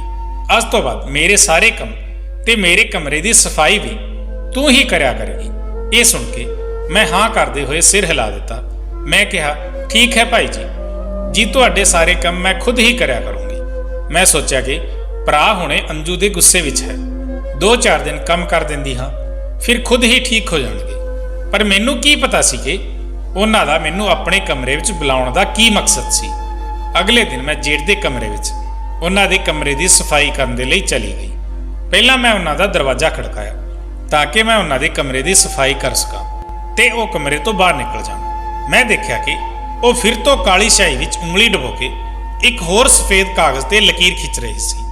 ਮੈਨੂੰ ਦੇਖ ਕੇ ਜਲਦੀ ਨਾਲ ਉਹਨਾਂ ਨੇ ਉਹ ਸਾਰੇ ਕਾਗਜ਼ ਅਲਮਾਰੀ ਵਿੱਚ ਰੱਖ ਦਿੱਤੇ ਤੇ ਸਿੱਧੇ ਹੋ ਕੇ ਬੈਠ ਗਏ। ਮੈਂ ਕਿਹਾ, ਭਾਈ ਜੀ ਤੁਸੀਂ ਕਮਰੇ ਤੋਂ ਬਾਹਰ ਚਲੇ ਜਾਓ, ਮੈਂ ਤੁਹਾਡੇ ਕਮਰੇ ਦੀ ਸਫਾਈ ਕਰ ਦਿੰਦੀ ਹਾਂ। ਤਾਂ ਉਹ ਕਹਿਣ ਲੱਗੇ ਕਿ ਹਾਂ ਕਰ ਦੇ। ਮੈਂ ਉਹਨਾਂ ਦੇ ਬੈੱਡ ਦੀ ਚਾਦਰ ਬਦਲੀ ਤੇ ਝਾੜੂ ਲਗਾਉਣ ਲੱਗੀ, ਪਰ ਉਹ ਕਮਰੇ ਤੋਂ ਬਾਹਰ ਨਹੀਂ ਗਏ ਸੀ ਤੇ ਬਾਰ-ਬਾਰ ਮੈਨੂੰ ਹੀ ਦੇਖੇ ਜਾ ਰਹੇ ਸੀ। ਇੱਕ ਵਾਰ ਵੀ ਉਹਨਾਂ ਦੀ ਨਜ਼ਰ ਮੇਰੇ ਤੋਂ ਨਹੀਂ ਹਟ ਰਹੀ ਸੀ। ਉਹਨਾਂ ਦੇ ਇਸ ਤਰ੍ਹਾਂ ਦੇਖਣ ਦੀ ਵਜ੍ਹਾ ਨਾਲ ਮੈਂ ਵੀ ਸਕੂਨ ਤੋਂ ਕੰਮ ਨਹੀਂ ਕਰ ਪਾ ਰਹੀ ਸੀ। ਮੇਰੇ ਹੱਥ ਪੈਰ ਘਬਰਾਹਟ ਦੀ ਵਜ੍ਹਾ ਨਾਲ ਬੁਰੀ ਤਰ੍ਹਾਂ ਨਾਲ ਕੰਬ ਰਹੇ ਸੀ ਤੇ ਪਸੀਨਾ ਵੀ ਆ ਰਿਹਾ ਸੀ। ਮੈਂ ਬਾਰ-ਬਾਰ ਆਪਣੇ ਚਿਹਰੇ ਦੇ ਪਸੀਨੇ ਨੂੰ ਦੁਪੱਟੇ ਨਾਲ ਸਾਫ਼ ਕਰ ਰਹੀ ਸੀ ਤੇ ਨਾਲ-ਨਾਲ ਫਰਸ਼ ਤੇ ਝਾੜੂ ਵੀ ਲਗਾ ਰਹੀ ਸੀ। ਮੇਰਾ ਜੇਠ ਆਰਾਮ ਨਾਲ ਕੁਰਸੀ ਤੇ ਬੈਠਾ ਸੀ। ਕੁਝ ਦੇਰ ਦੇ ਬਾਅਦ ਉਹ ਕੁਰਸੀ ਤੋਂ ਉੱਠ ਕੇ ਮੇਰੇ ਕੋਲ ਆ ਗਿਆ ਤੇ ਆ ਕੇ ਮੇਰੇ ਸਾਹਮਣੇ ਹੀ ਖੜਾ ਹੋ ਗਿਆ ਸੀ। ਤਾਂ ਮੈਨੂੰ ਵੀ ਖੜਾ ਹੋਣਾ ਪਿਆ। ਉਹ ਮੈਨੂੰ ਕਹਿਣ ਲੱਗਿਆ, ਇੰਨੀ ਗਰਮੀ ਹੋ ਰਹੀ ਹੈ, ਤੂੰ ਆਪਣਾ ਦੁਪੱਟਾ ਉਤਾਰ ਕੇ ਝਾੜੂ ਲਗਾ ਲੈ। ਮੈਂ ਤਾਂ ਵੈਸੇ ਵੀ ਬਾਥਰੂਮ ਵਿੱਚ ਨਹਾਉਣ ਜਾ ਰਿਹਾ ਸੀ, ਕਮਰੇ ਵਿੱਚ ਕੋਈ ਨਹੀਂ ਹੈ। ਉਸ ਦੀ ਇਹ ਗੱਲ ਸੁਣ ਕੇ ਮੇਰੇ ਹੋਸ਼ ਉੱਡ ਗਏ ਸੀ। ਮੈਨੂੰ ਉਹਨਾਂ ਦੀ ਕਹੀ ਹੋਈ ਇਹ ਗੱਲ ਬਹੁਤ ਅਜੀਬ ਲੱਗ ਰਹੀ ਸੀ। ਉਹਨਾਂ ਨੇ ਮੈਨੂੰ ਇਹ ਗੱਲ ਇਸ ਕਦਰ ਹੌਲੀ ਸ਼ਬਦਾਂ ਵਿੱਚ ਕਹੀ ਸੀ ਜਿਸ ਨਾਲ ਮੈਨੂੰ ਬਹੁਤ ਜ਼ਿਆਦਾ ਹੈਰਾਨੀ ਹੋ ਰਹੀ ਸੀ ਤੇ ਮੈਨੂੰ ਨੌਕਰਾਣੀ ਦੀ ਕਹੀ ਹੋਈ ਗੱਲ ਯਾਦ ਆਉਣ ਲੱਗੀ ਸੀ। ਮੈਂ ਕਿਹਾ, ਨਹੀਂ ਭਾਈ ਜੀ, ਮੈਨੂੰ ਆਪਣਾ ਦੁਪੱਟਾ ਪਹਿਨ ਕੇ ਹੀ ਕੰਮ ਕਰਨ ਦੀ ਆਦਤ ਹੈ। ਹੁਣੇ ਮੈਂ ਇਹ ਕਹਿ ਹੀ ਰਹੀ ਸੀ ਕਿ ਉਹਨਾਂ ਨੇ ਆਪਣੀ ਜੇਬ ਤੋਂ ਰੁਮਾਲ ਕੱਢਿਆ ਤੇ ਮੇਰੇ ਚਿਹਰੇ ਤੋਂ ਪਸੀਨਾ ਸਾਫ਼ ਕਰਨ ਲੱਗੇ। ਮੈਂ ਪਿੱਛੇ ਹਟ ਗਈ। ਉਹ ਵੀ ਕੁਝ ਘਬਰਾ ਗਏ ਸੀ। ਤੁਰੰਤ ਉਹ ਆਪਣੇ ਕਮਰੇ ਤੋਂ ਬਾਥਰੂਮ ਵਿੱਚ ਨਹਾਉਣ ਲਈ ਚਲੇ ਗਏ ਤੇ ਮੇਰੇ ਹੱਥ ਪੈਰ ਬੁਰੀ ਤਰ੍ਹਾਂ ਨਾਲ ਕੰਬ ਰਹੇ ਸੀ ਕਿ ਆਖਰ ਉਹ ਮੇਰੇ ਨਾਲ ਇਹ ਕੀ ਹਰਕਤ ਕਰ ਰਹੇ ਸੀ। ਮੇਰੇ ਦਿਲ ਦੀ ਇਹ ਹਾਲਤ ਸੀ ਕਿ ਧੜਕਣਾ ਹੀ ਭੁੱਲ ਗਿਆ ਸੀ। ਮੈਂ ਆਪਣੇ ਜੇਠ ਦੀ ਇਸ ਹਰਕਤ ਤੋਂ ਬਹੁਤ ਡਰ ਗਈ ਸੀ। ਮੈਨੂੰ ਇਦਾਂ ਲੱਗ ਰਿਹਾ ਸੀ ਜਿਵੇਂ ਉਹ ਮੇਰੇ ਤੇ ਗੰਦੀ ਨਜ਼ਰ ਰੱਖਣ ਲੱਗੇ ਹਨ। ਮੈਨੂੰ ਤਾਂ ਹੁਣ ਆਪਣੇ ਜੇਠ ਦੇ ਕਰੈਕਟਰ ਤੇ ਸ਼ੱਕ ਹੋਣ ਲੱਗਿਆ ਸੀ। ਮੈਂ ਜਲਦੀ ਉਲਟੀ ਸਿੱਧੀ ਉਹਨਾਂ ਦੇ ਕਮਰੇ ਦੀ ਸਫਾਈ ਕੀਤੀ ਤਾਂ ਕਿ ਉਹ ਬਾਥਰੂਮ ਵਿੱਚੋਂ ਨਹਾ ਕੇ ਵਾਪਸ ਨਾ ਆ ਜਾਣ ਤੇ ਉਹਨਾਂ ਦੇ ਆਉਣ ਤੋਂ ਪਹਿਲਾਂ ਹੀ ਮੈਂ ਕਮਰੇ ਤੋਂ ਨਿਕਲ ਕੇ ਬਾਹਰ ਚਲੀ ਜਾਵਾਂ। ਸਾਰਾ ਦਿਨ ਮੈਂ ਇਹੀ ਸੋਚ ਕੇ ਪਰੇਸ਼ਾਨ ਰਹੀ ਸੀ ਰਾਤ ਨੂੰ ਜਦੋਂ ਮੈਂ ਨੌਕਰਾਣੀ ਨਾਲ ਆਪਣੇ ਕਮਰੇ ਵਿੱਚ ਆਈ ਤਾਂ ਉਹ ਜ਼ਮੀਨ ਤੇ ਆਪਣਾ ਬਿਸਤਰ ਵਿਛਾ ਰਹੀ ਸੀ। ਮੈਂ ਉਸ ਨੂੰ ਕਿਹਾ, ਅੰਜੂ ਜਰਾ ਇੱਧਰ ਆ, ਮੇਰੇ ਕੋਲ ਬੈਠ। ਉਹ ਮੇਰੇ ਕੋਲ ਮੇਰੇ ਬੈੱਡ ਤੇ ਬੈਠ ਗਈ ਤੇ ਮੇਰੇ ਵੱਲ ਦੇਖ ਰਹੀ ਸੀ। ਮੈਂ ਉਸ ਨੂੰ ਕਿਹਾ, ਮੇਰੀ ਗੱਲ ਸੁਣ। ਮੈਂ ਸੋਚ ਰਹੀ ਸੀ ਕਿ ਅੰਜੂ ਨੂੰ ਇਹ ਗੱਲ ਦੱਸਣਾ ਠੀਕ ਰਹੇਗਾ ਵੀ ਜਾਂ ਨਹੀਂ। ਉਹ ਵਿਚਾਰੀ ਆਪਣਾ ਬਿਸਤਰ ਛੱਡ ਕੇ ਮੇਰੇ ਬੁਲਾਉਣ ਤੇ ਮੇਰੇ ਕੋਲ ਆ ਕੇ ਬੈਠ ਗਈ ਸੀ। ਹੁਣ ਤਾਂ ਮੈਨੂੰ ਉਸ ਨੂੰ ਕੁਝ ਨਾ ਕੁਝ ਦੱਸਣਾ ਹੀ ਸੀ। ਫਿਰ ਮੈਂ ਉਸ ਨੂੰ ਦੱਸ ਹੀ ਦਿੱਤਾ ਕਿ ਤੂੰ ਜੋ ਕੁਝ ਵੀ ਮੇਰੇ ਜੇਠ ਬਾਰੇ ਕਹਿੰਦੀ ਹੈ, ਮੈਨੂੰ ਵੀ ਹੁਣ ਉਹ ਸੱਚ ਲੱਗਣ ਲੱਗਿਆ ਹੈ। ਤੇ ਮੈਂ ਉਸ ਨੂੰ ਇਹ ਵੀ ਦੱਸ ਦਿੱਤਾ ਕਿ ਰੋਜ਼ ਮੇਰੇ ਪੈਰਾਂ ਤੇ ਇੱਕ ਕਾਲੀ ਸਿਆਹੀ ਦੇ ਨਿਸ਼ਾਨ ਹੁੰਦੇ ਹਨ। ਤਾਂ ਉਹ ਇਹ ਸੁਣ ਕੇ ਬਹੁਤ ਹੈਰਾਨ ਹੋ ਕੇ ਫਟੀ ਫਟੀ ਅੱਖਾਂ ਨਾਲ ਮੈਨੂੰ ਦੇਖਣ ਲੱਗੀ। ਕਹਿਣ ਲੱਗੀ, ਭਾਬੀ ਮੈਨੂੰ ਤਾਂ ਤੁਹਾਡੇ ਜੇਠ ਤੇ ਪਹਿਲਾਂ ਤੋਂ ਹੀ ਸ਼ੱਕ ਸੀ। ਮੈਨੂੰ ਤਾਂ ਲੱਗਦਾ ਹੈ ਕਿ ਤੁਹਾਡੇ ਨਾਲ ਬਹੁਤ ਕੁਝ ਗਲਤ ਵੀ ਕਰ ਰਹੇ ਹਨ। ਮੈਂ ਉਸ ਨੂੰ ਕਿਹਾ, ਤੇਰਾ ਗਲਤ ਨਾਲ ਕੀ ਮਤਲਬ ਹੈ? ਤਾਂ ਉਹ ਕਹਿਣ ਲੱਗੀ, ਮੈਨੂੰ ਇਦਾਂ ਲੱਗ ਰਿਹਾ ਹੈ ਭਾਬੀ ਜੇਠ ਤੁਹਾਡੇ ਉੱਪਰ ਕਾਲਾ ਜਾਦੂ ਕਰ ਰਹੇ ਹਨ। ਸਾਡੇ ਪਿੰਡ ਵਿੱਚ ਵੀ ਇੱਕ ਜੇਠ ਨੇ ਗਲਤ ਕਰਕੇ ਆਪਣੇ ਛੋਟੇ ਭਰਾ ਦੀ ਪਤਨੀ ਨਾਲ ਵਿਆਹ ਕਰਾ ਲਿਆ ਸੀ। ਉਸਨੇ ਕਾਲੇ ਜਾਦੂ ਨਾਲ ਆਪਣੇ ਭਰਾ ਦੀ ਪਤਨੀ ਨੂੰ ਕਾਬੂ ਵਿੱਚ ਕਰ ਲਿਆ ਸੀ ਤੇ ਇਸ ਔਰਤ ਦਾ ਪਤੀ ਵੀ ਬਾਹਰ ਰਹਿੰਦਾ ਸੀ। ਨੌਕਰਾਣੀ ਦੀ ਗੱਲ ਸੁਣ ਕੇ ਮੇਰੇ ਹੋਸ਼ ਉੱਡ ਗਏ ਸੀ। ਨੌਕਰਾਣੀ ਨੇ ਦੱਸਿਆ ਕਿ ਪਹਿਲਾਂ ਤਾਂ ਸਾਹਿਬ ਦੀ ਨਜ਼ਰ ਹਮੇਸ਼ਾ ਮੇਰੇ ਤੇ ਰਹਿੰਦੀ ਸੀ, ਪਰ ਹੁਣ ਮੈਂ ਦੇਖਣ ਲੱਗੀ ਹਾਂ ਕਿ ਉਹਨਾਂ ਦੀ ਨਜ਼ਰ ਤੁਹਾਡੇ ਤੇ ਰਹਿਣ ਲੱਗੀ ਹੈ। ਉਹ ਤੁਹਾਨੂੰ ਘੂਰ-ਘੂਰ ਕੇ ਦੇਖਦੇ ਹਨ ਤੇ ਸ਼ਾਇਦ ਇਸ ਵਜ੍ਹਾ ਨਾਲ ਸਾਹਿਬ ਮੈਨੂੰ ਇਸ ਘਰ ਤੋਂ ਕੱਢਣ ਦੇ ਚੱਕਰ ਵਿੱਚ ਹਨ, ਤਾਂ ਕਿ ਮੇਰੇ ਜਾਣ ਤੋਂ ਬਾਅਦ ਉਹ ਆਸਾਨੀ ਨਾਲ ਤੁਹਾਡੇ ਤੇ ਨਜ਼ਰ ਰੱਖ ਸਕਣ। ਇਸ ਲਈ ਹੀ ਤਾਂ ਉਹ ਮੇਰੇ ਹਰ ਕੰਮ ਵਿੱਚ ਬਿਨਾਂ ਮਤਲਬ ਦੀਆਂ ਗਲਤੀਆਂ ਕੱਢਦੇ ਰਹਿੰਦੇ ਹਨ। ਮੇਰਾ ਜੀ ਤਾਂ ਇਹ ਸਭ ਕੁਝ ਸੁਣ ਕੇ ਘਬਰਾਉਣ ਲੱਗਿਆ ਸੀ। ਨੌਕਰਾਣੀ ਦੀ ਇਹ ਸਾਰੀ ਗੱਲ ਸੁਣ ਕੇ ਮੈਨੂੰ ਆਪਣੇ ਜੇਠ ਦੇ ਯਕੀਨ ਨਹੀਂ ਆ ਰਿਹਾ ਸੀ ਕਿ ਉਹਨਾਂ ਦੀ ਨੀਅਤ ਇੰਨੀ ਗੰਦੀ ਹੈ। ਉਹਨਾਂ ਨੇ ਇਹ ਵੀ ਨਹੀਂ ਸੋਚਿਆ ਕਿ ਇਹ ਉਹਨਾਂ ਦੇ ਭਰਾ ਦੀ ਪਤਨੀ ਹੈ। ਆਖਰ ਉਹ ਇਦਾਂ ਕਿਵੇਂ ਕਰ ਸਕਦੇ ਹਨ? ਹੁਣ ਤਾਂ ਮੈਨੂੰ ਹੋਰ ਵੀ ਜ਼ਿਆਦਾ ਡਰ ਲੱਗਣ ਲੱਗਿਆ ਸੀ। ਹੁਣ ਮੈਂ ਆਪਣੇ ਕਮਰੇ ਨੂੰ ਬੰਦ ਕਰਕੇ ਸੌਣ ਲੱਗੀ ਸੀ ਤੇ ਹੁਣ ਮੇਰੇ ਪੈਰਾਂ ਤੇ ਨਿਸ਼ਾਨ ਵੀ ਨਹੀਂ ਹੁੰਦੇ ਸੀ। ਇਸ ਗੱਲ ਨਾਲ ਮੈਂ ਅੰਦਾਜ਼ਾ ਲਗਾ ਲਿਆ ਸੀ ਕਿ ਇਹ ਮੇਰੇ ਜੇਠ ਹੀ ਹੁੰਦੇ ਹਨ ਜੋ ਮੇਰੇ ਪੈਰਾਂ ਤੇ ਸਿਆਹੀ ਦੇ ਨਿਸ਼ਾਨ ਲਗਾ ਦਿੰਦੇ ਹਨ। ਹੁਣ ਮੈਨੂੰ ਪੱਕਾ ਯਕੀਨ ਹੋ ਗਿਆ ਸੀ, ਕਿਉਂਕਿ ਮੈਂ ਦਰਵਾਜ਼ਾ ਅੰਦਰ ਤੋਂ ਬੰਦ ਕਰਕੇ ਸੌਣ ਲੱਗੀ ਸੀ ਤੇ ਦਰਵਾਜ਼ਾ ਬੰਦ ਕਰਨ ਦੇ ਰਾਤ ਵਿੱਚ ਜੇਠ ਮੇਰੇ ਕਮਰੇ ਵਿੱਚ ਨਹੀਂ ਆ ਸਕਦੇ ਸੀ। ਜਦੋਂ ਮੈਂ ਦਰਵਾਜ਼ਾ ਬੰਦ ਕਰਕੇ ਨਹੀਂ ਸੋਈ ਸੀ ਤਾਂ ਜ਼ਰੂਰ ਮੇਰੇ ਕਮਰੇ ਵਿੱਚ ਮੇਰੇ ਜੇਠ ਹੀ ਆਉਂਦੇ ਹੋਣਗੇ। ਸ਼ਾਇਦ ਕੋਈ ਗਲਤ ਕੰਮ ਵੀ ਕਰਦੇ ਹੋਣ, ਪਰ ਇਦਾਂ ਕਿਵੇਂ ਮੁਮਕਿਨ ਸੀ? ਜਦੋਂ ਤੋਂ ਮੈਂ ਕਮਰਾ ਬੰਦ ਕਰਨਾ ਸ਼ੁਰੂ ਕਰ ਦਿੱਤਾ ਸੀ, ਮੇਰਾ ਜੇਠ ਮੈਨੂੰ ਘੂਰ-ਘੂਰ ਕੇ ਦੇਖਣ ਲੱਗਿਆ ਸੀ, ਪਰ ਮੈਂ ਉਹਨਾਂ ਦੀ ਪਰਵਾਹ ਨਹੀਂ ਕੀਤੀ। ਕੁਝ ਹੀ ਦਿਨ ਬਾਅਦ ਮੇਰਾ ਜੇਠ ਮੇਰੇ ਤੇ ਚਿল্ਲਾਉਣ ਲੱਗਾ। ਬੇਵਜ੍ਹਾ ਹੀ ਉਹ ਮੈਨੂੰ ਗੁੱਸਾ ਕਰਨ ਲੱਗਿਆ ਸੀ। ਕਹਿਣ ਲੱਗਿਆ ਕਿ ਤੂੰ ਆਪਣੇ ਕਮਰੇ ਦਾ ਦਰਵਾਜ਼ਾ ਕਿਉਂ ਬੰਦ ਰੱਖਦੀ ਹੈ? ਮੇਰਾ ਭਰਾ ਤੈਨੂੰ ਮੇਰੀ ਜ਼ਿੰਮੇਵਾਰੀ ਤੇ ਛੱਡ ਕੇ ਗਿਆ ਹੈ। ਹੋਰ ਤਾਂ ਹੋਰ ਮੈਨੂੰ ਇਸ ਨੌਕਰਾਨੀ ਤੇ ਵੀ ਬਿਲਕੁਲ ਭਰੋਸਾ ਨਹੀਂ ਹੈ। ਇਸ ਲਈ ਮੈਂ ਖੁਦ ਰਾਤ ਨੂੰ ਬਾਰ-ਬਾਰ ਆ ਕੇ ਤੇਰੇ ਕਮਰੇ ਵਿੱਚ ਝਾਕਦਾ ਰਹਿੰਦਾ ਹਾਂ ਕਿ ਕਿਤੇ ਇਹ ਕੋਈ ਕੀਮਤੀ ਚੀਜ਼ ਚੁਰਾ ਕੇ ਇੱਥੋਂ ਭੱਜ ਨਾ ਜਾਵੇ। ਮੈਂ ਆਪਣੇ ਜੇਠ ਦੀ ਕਿਸੇ ਵੀ ਗੱਲ ਤੇ ਮੈਨੂੰ ਯਕੀਨ ਨਹੀਂ ਆ ਰਿਹਾ ਸੀ, ਬਲਕਿ ਉਹ ਜਿਸ ਤਰ੍ਹਾਂ ਨਾਲ ਮੈਨੂੰ ਗੁੱਸਾ ਕਰ ਰਿਹਾ ਸੀ, ਮੈਨੂੰ ਉਹਨਾਂ ਦਾ ਇਹ ਅੰਦਾਜ਼ ਵੀ ਪਸੰਦ ਨਹੀਂ ਆਇਆ। ਮੈਂ ਆਪਣੇ ਪਤੀ ਨੂੰ ਕਹਿ ਦਿੱਤਾ ਕਿ ਮੇਰੇ ਸ਼ਹਿਰ ਆਉਣ ਦਾ ਜਲਦੀ ਤੋਂ ਜਲਦੀ ਬੰਦੋਬਸਤ ਕਰੋ, ਮੈਨੂੰ ਤੁਹਾਡੇ ਕੋਲ ਆਉਣਾ ਹੈ। ਜੋ ਗੱਲ ਮੈਨੂੰ ਮੇਰੇ ਪਤੀ ਨੇ ਦੱਸੀ, ਇਹ ਸੁਣ ਕੇ ਤਾਂ ਮੇਰਾ ਰੋਣਾ ਆਉਣ ਲੱਗਿਆ ਸੀ। ਉਹ ਕਹਿਣ ਲੱਗਿਆ ਕਿ ਭਰਾ ਨੇ ਮੈਨੂੰ ਤੈਨੂੰ ਇੱਥੋਂ ਬੁਲਾਉਣ ਤੋਂ ਸਖਤੀ ਨਾਲ ਮਨਾ ਕਰ ਦਿੱਤਾ ਹੈ। ਉਹ ਕਹਿੰਦਾ ਹੈ ਕਿ ਅੰਨੂ ਹੁਣ ਇੱਥੋਂ ਬਾਹਰ ਨਹੀਂ ਜਾਵੇਗੀ। ਮੈਂ ਇਹ ਸੁਣ ਕੇ ਰੋਣ ਲੱਗੀ। ਮੈਂ ਆਪਣੇ ਪਤੀ ਨੂੰ ਕਿਹਾ, ਆਖਰ ਤੁਹਾਡੇ ਭਰਾ ਮੈਨੂੰ ਇਸ ਘਰ ਵਿੱਚ ਕਿਉਂ ਰੋਕਣਾ ਚਾਹੁੰਦੇ ਹਨ? ਤੇ ਮੈਂ ਉਹਨਾਂ ਨੂੰ ਧਮਕੀ ਦਿੱਤੀ ਕਿ ਜਾਂ ਤਾਂ ਤੁਸੀਂ ਮੈਨੂੰ ਆਪਣੇ ਕੋਲ ਬੁਲਾ ਲਓ ਜਾਂ ਤੁਸੀਂ ਹੀ ਸ਼ਹਿਰ ਤੋਂ ਕੰਮ ਛੱਡ ਕੇ ਪਿੰਡ ਵਿੱਚ ਆ ਕੇ ਕੋਈ ਕੰਮ ਦੇਖ ਲਓ, ਮੈਨੂੰ ਇੱਥੇ ਨਹੀਂ ਰਹਿਣਾ। ਮੇਰੇ ਪਤੀ ਕਹਿਣ ਲੱਗੇ, ਬਸ 6 ਮਹੀਨੇ ਦੀ ਗੱਲ ਹੈ, ਮੈਂ ਵਾਪਸ ਆ ਜਾਊਂਗਾ, ਤੂੰ ਬਸ 6 ਮਹੀਨੇ ਹੋਰ ਜਿਵੇਂ ਤਿਵੇਂ ਘਰ ਕੱਟ ਲੈ। ਮੈਂ ਇਸ ਗੱਲ ਤੇ ਵੀ ਨਹੀਂ ਮੰਨ ਰਹੀ ਸੀ, ਪਰ ਮੇਰੇ ਪਤੀ ਆਪਣੀਆਂ ਮਜਬੂਰੀਆਂ ਦੱਸਣ ਲੱਗੇ ਕਿ 6 ਮਹੀਨੇ ਬਾਅਦ ਉਹਨਾਂ ਦਾ ਪ੍ਰਮੋਸ਼ਨ ਹੋ ਜਾਵੇਗਾ ਤੇ ਉਹਨਾਂ ਨੂੰ ਚੰਗੇ ਪੈਸੇ ਮਿਲਣ ਵਾਲੇ ਹਨ। ਜੇ ਛੱਡ ਕੇ ਆ ਗਏ ਤਾਂ ਉਹਨਾਂ ਦਾ ਨੁਕਸਾਨ ਹੋਏਗਾ। ਇੰਨੇ ਟਾਈਮ ਤੋਂ ਨੌਕਰੀ ਕਰ ਰਿਹਾ ਹਾਂ, ਉਸ ਦਾ ਫਲ ਹੁਣ ਮਿਲਣ ਵਾਲਾ ਹੈ ਤੇ ਤੂੰ ਮੈਨੂੰ ਬੁਲਾਉਣ ਦੀ ਜਿੱਦ ਤੇ ਲੱਗੀ ਹੋਈ ਹੈ। ਮੈਂ ਆਪਣੇ ਪਤੀ ਦੀਆਂ ਮਜਬੂਰੀਆਂ ਮੰਨਦੀ ਜਾਂ ਇਸ ਘਰ ਵਿੱਚ ਰਹਿ ਕੇ ਇੰਨੀ ਸਾਰੀ ਪਰੇਸ਼ਾਨੀਆਂ ਝੇਲਦੀ, ਮੇਰੀ ਕੁਝ ਸਮਝ ਨਹੀਂ ਆ ਰਿਹਾ ਸੀ ਕਿ ਮੈਂ ਕੀ ਕਰਾਂ। ਮੈਨੂੰ ਆਪਣੇ ਜੇਠ ਤੋਂ ਬਹੁਤ ਜ਼ਿਆਦਾ ਨਫ਼ਰਤ ਹੋਣ ਲੱਗੀ ਸੀ। ਪਤਾ ਨਹੀਂ ਉਹ ਕੀ ਚਾਹੁੰਦੇ ਸੀ। ਮੈਂ ਆਪਣੀ ਮਰਜ਼ੀ ਨਾਲ ਇਸ ਘਰ ਵਿੱਚ ਸਾਹ ਵੀ ਨਹੀਂ ਲੈ ਸਕਦੀ ਸੀ। ਰਾਤ ਨੂੰ ਆਪਣੇ ਕਮਰੇ ਨੂੰ ਤਾਲਾ ਲਗਾ ਕੇ ਸੌਂਦੀ ਤਾਂ ਉਹ ਚਿল্ਲਾਉਣ ਲੱਗਦੇ ਸੀ। ਆਪਣੇ ਸਾਰੇ ਕੰਮ ਵੀ ਉਹਨਾਂ ਨੇ ਨੌਕਰਾਣੀ ਤੋਂ ਕਰਵਾਉਣ ਦੀ ਬਜਾਏ ਮੈਨੂੰ ਹੀ ਸੌਂਪ ਦਿੱਤੇ ਸੀ। ਜਿਸ ਤਕਲੀਫ ਤੋਂ ਮੈਂ ਗੁਜ਼ਰ ਰਹੀ ਸੀ ਉਹ ਮੈਂ ਹੀ ਜਾਣਦੀ ਸੀ। ਹੁਣ ਤਾਂ ਹਰ ਗੱਲ ਤੇ ਉਹ ਮੈਨੂੰ ਟੋਕਣ ਲੱਗੇ ਸੀ। ਮੈਨੂੰ ਘਰ ਵਿੱਚ ਆਪਣੇ ਜੇਠ ਦੀ ਮੌਜੂਦਗੀ ਬਹੁਤ ਹੀ ਬੁਰੀ ਲੱਗਣ ਲੱਗੀ ਸੀ। ਕਦੇ-ਕਦੇ ਮੇਰੇ ਦਿਲ ਵਿੱਚ ਇਹ ਵੀ ਖਿਆਲ ਆਉਂਦਾ ਸੀ ਕਿ ਆਪਣੇ ਪਤੀ ਨੂੰ ਕਹਾਂ, ਤੁਸੀਂ ਆਪਣੇ ਭਰਾ ਦਾ ਦੂਜਾ ਵਿਆਹ ਕਰਵਾ ਦਿਓ। ਸ਼ਾਇਦ ਦੂਜੀ ਪਤਨੀ ਆਉਣ ਤੋਂ ਬਾਅਦ ਇਹਨਾਂ ਦਾ ਦਿਮਾਗ ਠੀਕ ਹੋ ਜਾਵੇ। ਪਰ ਫਿਰ ਮੈਂ ਵੀ ਇਹ ਸੋਚਦੀ ਸੀ ਕਿ ਮੇਰਾ ਪਤੀ ਮੈਨੂੰ ਇਸ ਗੱਲ ਉੱਤੇ ਗੁੱਸਾ ਨਾ ਕਰ ਜਾਣ ਕਿ ਮੈਂ ਉਹਨਾਂ ਦੇ ਭਰਾ ਦੇ ਬਾਰੇ ਕਿੱਦਾਂ ਦੀ ਗੱਲ ਕਰ ਰਹੀ ਹਾਂ। ਕਿਸੇ ਸਮੇਂ ਜੇ ਮੈਂ ਆਪਣੇ ਕਮਰੇ ਵਿੱਚ ਆਰਾਮ ਕਰਨ ਵਿੱਚ ਚਲੀ ਜਾਂਦੀ ਸੀ ਤਾਂ ਉਹ ਹੰਗਾਮਾ ਮਚਾ ਦਿੰਦੇ ਸੀ ਕਿ ਤੈਨੂੰ ਮੇਰੀ ਕੋਈ ਚਿੰਤਾ ਨਹੀਂ ਹੈ ਤੇ ਮੇਰੀ ਪਰਵਾਹ ਨਹੀਂ ਹੈ। ਮੈਨੂੰ ਖਾਣਾ ਦੇ ਕੇ ਤੂੰ ਸਮਝਦੀ ਹੈ ਕਿ ਤੇਰੀ ਜ਼ਿੰਮੇਵਾਰੀ ਪੂਰੀ ਹੋ ਗਈ ਹੈ। ਮੈਂ ਆਪਣੇ ਭਰਾ ਨੂੰ ਤੇਰੀ ਸ਼ਿਕਾਇਤ ਜ਼ਰੂਰ ਕਰੂੰਗਾ। ਮੈਂ ਉਹਨਾਂ ਦੀ ਰੋਜ਼ ਦੀ ਬਹਿਸ ਤੋਂ ਬਹੁਤ ਤੰਗ ਆ ਚੁੱਕੀ ਸੀ। ਮੈਂ ਕਿਹਾ ਕਿ ਤੁਸੀਂ ਦੱਸੋ, ਤੁਹਾਨੂੰ ਮੇਰੇ ਤੋਂ ਕੀ ਕੰਮ ਹੈ?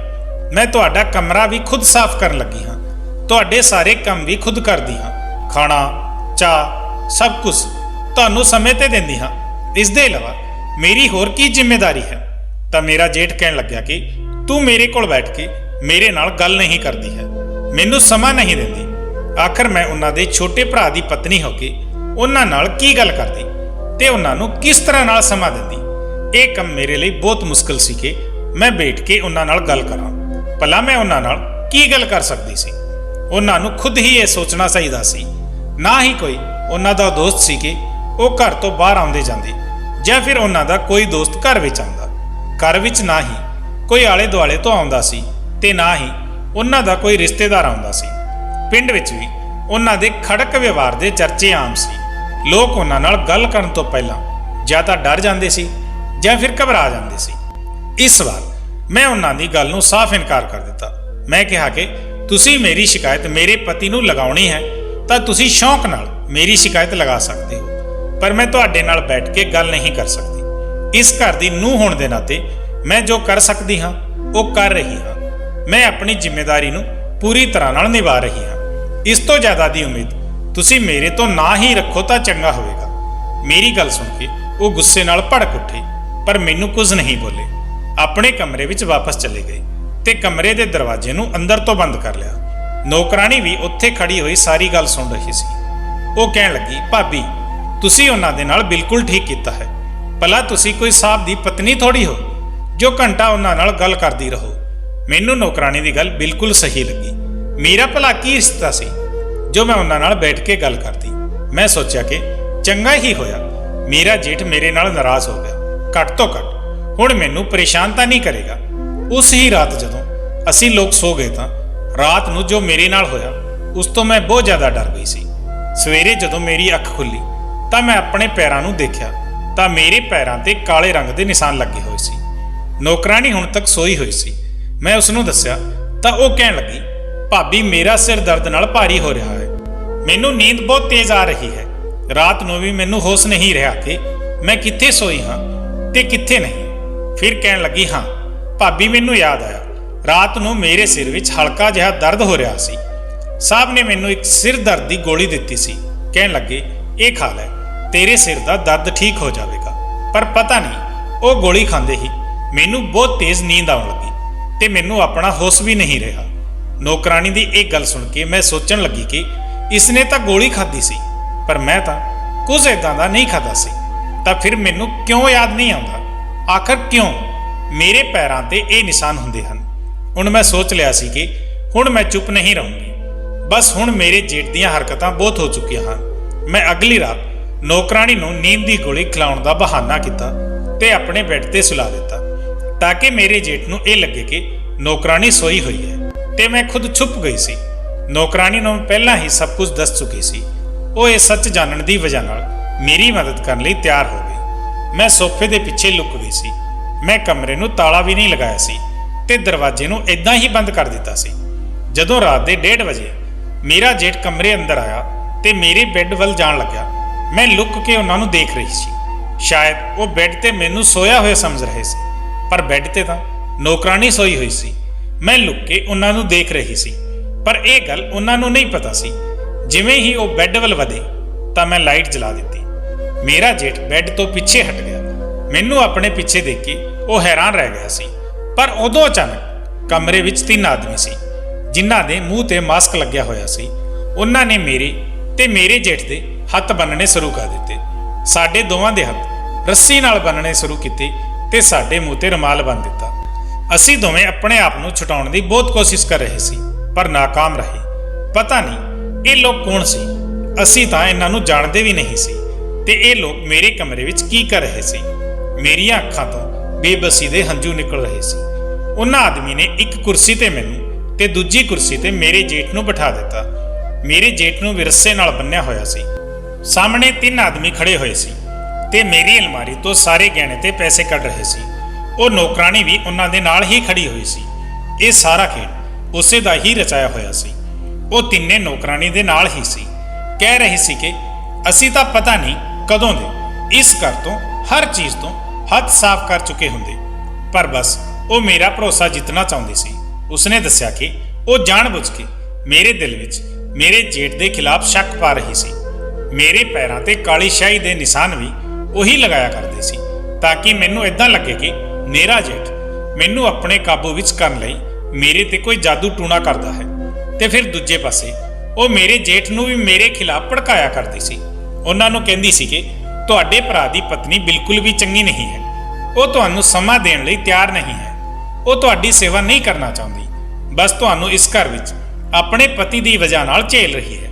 ਇਸ ਲਈ ਤਾਂ ਉਹ ਤੁਹਾਡੇ ਨਾਲ ਕੋਈ ਵੀ ਗੱਲ ਨਹੀਂ ਕਰਦੀ ਹੈ ਕਿਉਂਕਿ ਉਸ ਨੂੰ ਪਤਾ ਸੀ ਕਿ ਮੇਰਾ ਜੇਠ ਕੁਝ ਵਹਿਮੀ ਹੈ ਤੇ ਇਸ ਲਈ ਨੌਕਰਾਨੀ ਜਾਣਬੁੱਝ ਕੇ ਝਾੜੂ ਵਾਲੇ ਹੱਥਾਂ ਨਾਲ ਹੀ ਖਾਣਾ ਬਣਾਇਆ ਕਰਦੀ ਸੀ। ਉਹ ਚਾਹੁੰਦੀ ਸੀ ਕਿ ਅਸੀਂ ਦੋਵੇਂ ਇੱਕ ਦੂਜੇ ਨਾਲ ਉਲਝਦੇ ਰਹੀਏ ਤੇ ਉਹ ਆਪਣਾ ਕੰਮ ਕਰਕੇ ਇੱਥੋਂ ਚੁੱਪਚਾਪ ਨਿਕਲ ਜਾਣ।